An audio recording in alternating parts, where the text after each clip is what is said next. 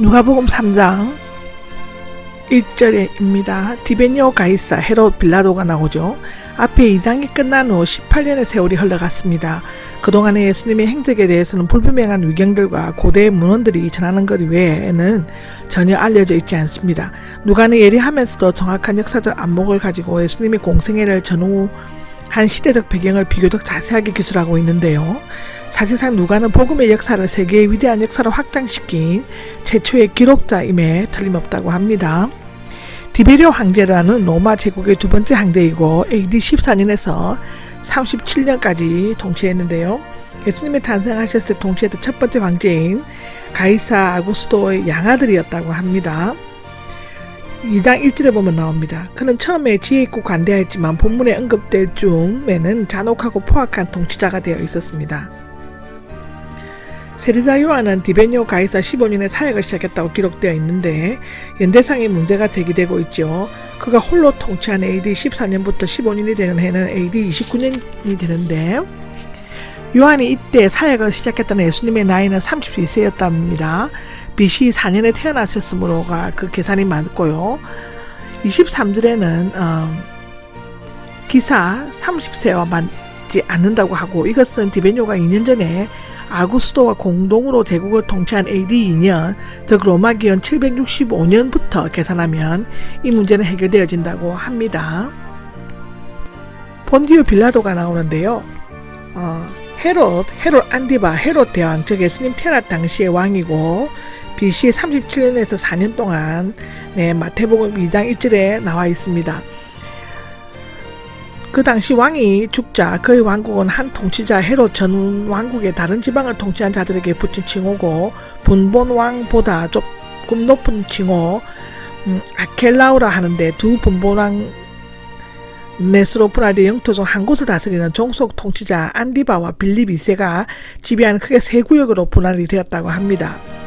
첫째로는 아켈라우라는데 어머니는 사마리아인의 말타게였고 유대와 사마리아 이 두 매를 통치, 즉 후에 폐위되어 고을 지방으로 쫓겨났는데 유대는 로마 제국에서 합병되어집니다. 두 번째 안디바는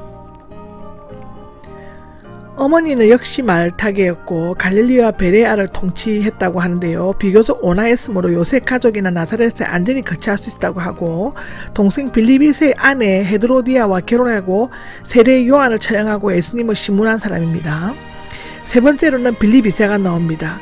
누가복음 3장 1절에 나오는데 어머니는 클레오파트라였고 북동 지방인 이두레와 헬몬산 동쪽 드라고니를 통치하고 루사니아, 즉 일반 역사에 나오지 않고 BC 36년까지 통치한 것으로 기록되어져 있습니다. 그런데 아빌레네의 유적에서 누가가 말하는 시기에 분봉왕 루사니아의 비문들이 발견되어 누가 기록의 정확성이 입증되었습니다.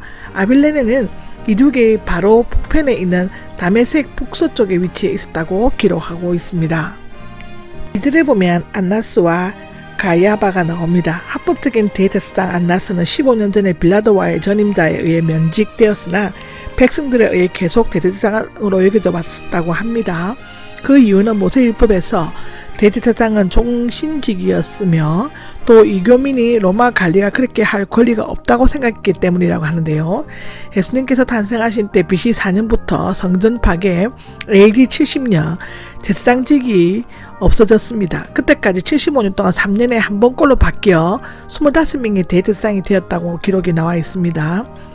안나스, 즉 AD 7에서 14년가 재임하고 난 후 1년은 아들 엘리아살, 1년의 공백 후 사위인 요셉 가야바가 되었고 그 이후 안나스의 네 아들이 차례로 대제사장이 되었다고 합니다. 예수님이 재판을 받으실 때는 공회에 적어도 5명의 대제사장이 있었다고 사도행전 4장 6절에는 말하고 있고 가야바의 신문이 있기 전 안나스의 예비 신문이 있었습니다. 요한복음 18장 13절에서 24절에 나옵니다. 하나님의 말씀이 나오는데 실제로 언급된 하나님의 특별한 말씀이며 신약 성경에는 여기에만 나옵니다. 하나님의 말씀은 설교와 세례의 권위의 기원이며 구약의 예언자들과 같이 요한에게도 임하였다고 기록되어져 있습니다. 마가는 여기에서부터 자신의 복음서를 시작하지만 마태와 누가는 이 앞에 두 장을 예수님의 어린 시절을 묘사하는데 할애하고 있습니다. 빈들이 나오는데 마가복음 1장 4절, 마태복음 3장 1절에는 유대라는 말이 추가되어 있습니다. 반드시 모래가 있고 물이 있는 지역이 아니라 사람이 살지 않는 황폐한 곳이었습니다. 요한은 빈들에 거하면서 활동했고 요단강 동편과 언덕이나 서편에 있는 강 가까이에 머물렀을 것이라고 기록되어져 있습니다. 사가랴의 아들 요한이 나오는데 사가랴라는 말은 누가에만 있습니다. 요한에 대해서는 마태복음 3장 1절, 마가복음 1장 4절에 나와 있습니다. 에 보면 죄를 용서받기 위한 회개의 세례라고 나와 있는데요.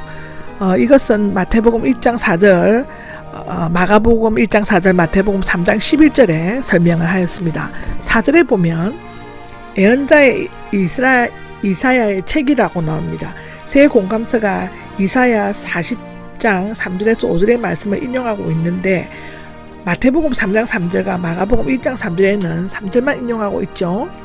이 구절은 왕이 행치하는 것에 앞서 선구자나 도로 건설자들이 그 길을 미리 준비하는 것을 나타내고 있는데 원래 유대 백성들이 바벨론 포로 생활에서 돌아올 때 그들과 함께 돌아오실 이스라엘의 왕 대신 여호와 하나님의 길을 예비하라는 메시지였습니다. 첫째로는 좌절과 무관심의 골짜기는 메워져야 하고, 두 번째는 교만과 위선의 신들은 깎아내리고, 세 번째는 사악하고 비틀어진 마음의 길은 곧게 하고, 네 번째 강팍함과 불신앙의 험한 길을 평탄해져야만 한다고 합니다. 이러한 하나님의 명령을 받아들이고 그대로 실천할 때 모든 육체, 즉 유대인들만 아니라 온 세상의 온 만민들이죠, 하나님의 구원하심을 받게 될 것이다 라고 나오는데, 이것은 성육신하신 메시아로 발매하며 세계적 구원이 이루어지게 된다는 것을 나타내고 있습니다. 그리스도께서 재림하시어서 심판하실 때에는 그를 배척한 사람들까지 전 세계의 모든 사람들이 그를 직접 눈으로 보게 될 것이라는 기록이 있습니다. 7절에서 9절은 마태복음 3장 7절에서 10절과 거의 같은 병행 구절입니다.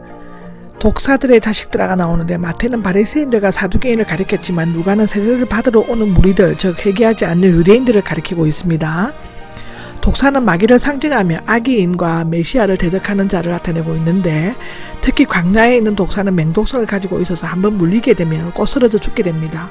회개하지 않는 유대인들의 영광스러운 아브라함의 자손이 아니라 무서운 독을 품은 마귀의 자식이라는 것이고, 앞으로 다가올 진노는 하나님의 심판을 나타내는데 메시아가 오기 전에 임할 무서운 진노를 피하기 위해 바리새인들과 사두개인들은 그리고 무리들이 몰려왔습니다. 이것은 이사야 13장 9절, 욥기 2장 31절, 말라기 3장 2절, 마태복음 11장 22절에 나옵니다. 그리고 로마서 1장 18절을 보시면 됩니다. 그들은 위선적인 행위를 통해 실제로 하나님의 진노를 피할 수 있으라는 기대를 가지고 있었으며, 또한 그것을 순간적으로 행동에 옮기려고 의도했음을 나타내어 보여줍니다. 또한 누가라는 의문사는 강한 부정을 나타내고 내지 않고 독사와 같은 그들의 죄를 고백하고 세례를 받으려고 한다는 사실이 얼마나 경악스러운 일인가를 비꼬아 말한 것입니다.